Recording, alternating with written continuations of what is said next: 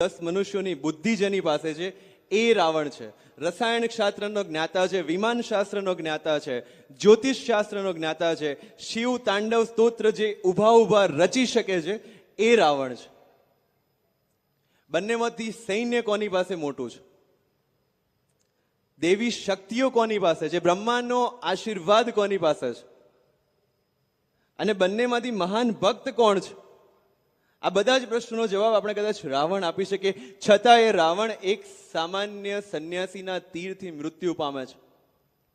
કારણ કે એની પાસે એ એક શક્તિ નથી જે ભગવાન રામ પાસે છે, અને એ છે ચારિત્રની શક્તિ.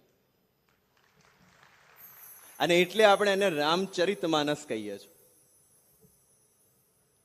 એ ચારિત્રની શક્તિથી ભગવાન રામ જે છે એ આ રાવણનો વધ કરે છે. અને આટલું હોવા છતાં માત્ર ચારિત્ર નથી, એના કારણે એ આખી લંકા જે છે એ ધૂળમાં મળી જાય છે.